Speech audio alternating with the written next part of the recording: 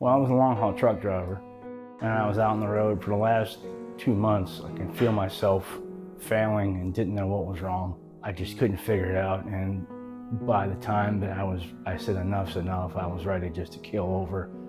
I took a load home from Tennessee to Florida, and I got home and my wife picked me up and she said, "We're going to the hospital right away." And we brought me in here, and I thought maybe I had a flu or something. To run some tests, and they said, "No, you have leukemia. Had you not come in here, you'd be dead in the next 30 days. That's how bad my leukemia was. It's bone marrow cancer. It is certainly much scarier because it's not like, oh, it's in one spot, we'll treat that one spot. You can't have surgery to remove your leukemia or your lymphoma, so that requires a systemic chemotherapy, which requires a longer duration of treatment. I just thought, okay, how are we going to get through this? Because I'm not ready to go anywhere. You know, I've got a wife and 4 kids. I was told you have to be positive. If you're not positive, your body's not going to react and you won't make it. You have to be positive. And I said, okay, I want to live. He would bring a wrestling belt and walk around the unit toting his chemo because he was the champion, not the cancer, and he was going to beat it. I got on TV, a football player in the NFL, he went through leukemia and he beat it and he got to ring the bell.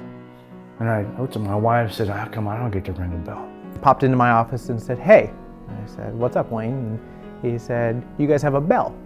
And I said, what do you mean, do you have a bell? For like when folks finish their chemotherapy, is there a bell here that they can ring? And I said, well, no, that's not something that's ever really come up before. And so, determined as ever, he looked at me and said, you guys should get a bell. I wanted to ring the bell to know that I beat it.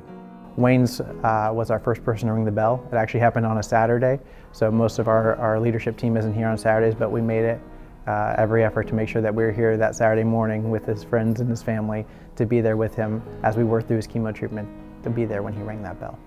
As I walked towards that bell,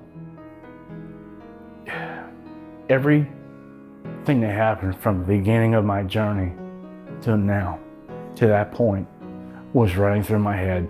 As I was walking down that long hallway, and all the nurses lined up, and doctors and other people that played a part in my journey. When I turned the corner and I saw the bell there, I said, this is what I've been working for the whole time. I didn't know if I was going to get to ring the bell. I didn't know if I was going to make it. I wanted to. This course is run. I'm on my way. Here. It was a symbol of strength and that I did it. Yeah. It's hard to see the light at the end of the tunnel sometimes, but when you have something to focus on, something to accomplish, to know that when I get through all these things, that bell is mine and I'm going to ring it. I'm going to signify that cancer did not win, I won.